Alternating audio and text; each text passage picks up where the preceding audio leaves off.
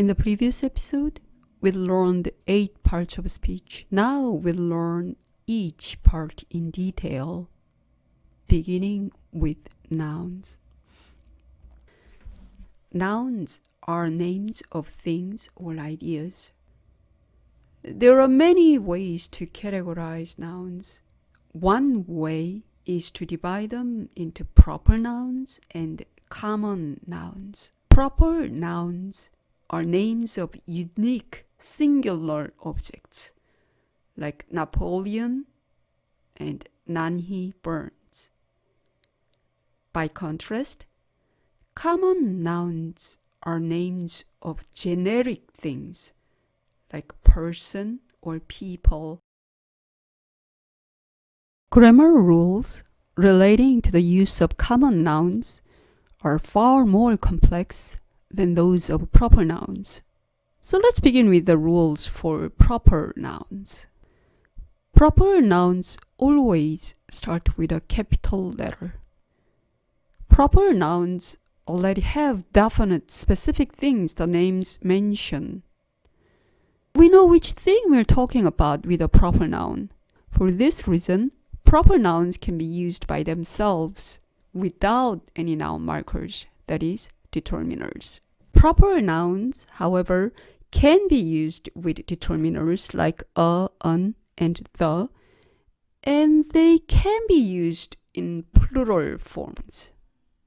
So let's examine these cases.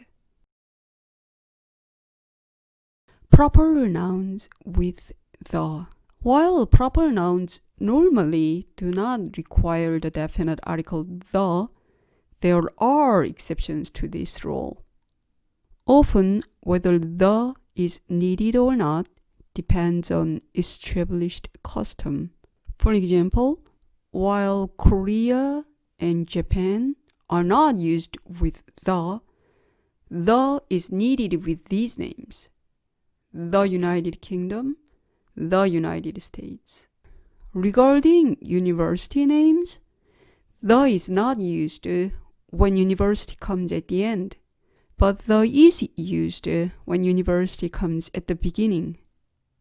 Carnegie Mellon University, Harvard University, the University of California, the University of Utah.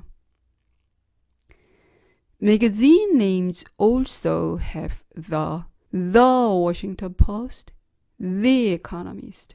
The moral of the story is that when you see a proper noun, you should check whether it is used with the or not and follow the customary practice. Pluralized proper nouns. The is required when a person's last name is pluralized. The Burnses, the Kims, the Clintons. The plural form indicates plural family members. The Kims are visiting means members of the Kim family are visiting. Proper nouns with a, an. Normally, proper nouns are not used with indefinite articles a, an. The reason is logical. Proper nouns refer to specific things, but indefinite articles imply unspecific things. But we can use a, an before a proper noun to mean something generic, a non-specific thing.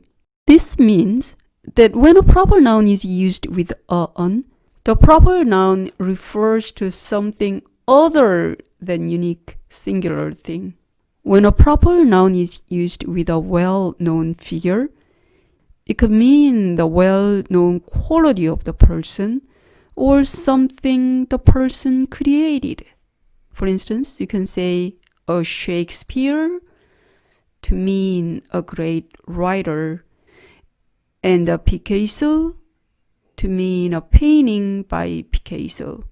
There is a Shakespeare in this class can mean that there is a great writer in this class. The billionaire bought a Picasso can mean that the billionaire bought a painting done by Picasso. A proper noun with an indefinite article can also mean the name itself, not a specific thing. For instance, if you're asked whether you know John, you can say, I know a John, to mean that you know a person named John, but you're not sure whether the John you know is the John the person is talking about. In English, days and months are proper nouns beginning with capital letters. When you do not use an indefinite article before a day of the week, it is the same as using this before the day of the week. So, let's go to a movie on Friday means this coming Friday. By contrast, when you use an indefinite article before a day of the week, you mean the type of the day of any week. Let's go to a movie on a Friday means any coming Friday. For this reason, if you're asked what day of the week were you born, you should say, I was born on a Friday, not I was born on Friday, because you cannot be born this coming Friday. That's all the grammatical aspects relating to the use of proper nouns. In the next episode, let's examine the use of common nouns.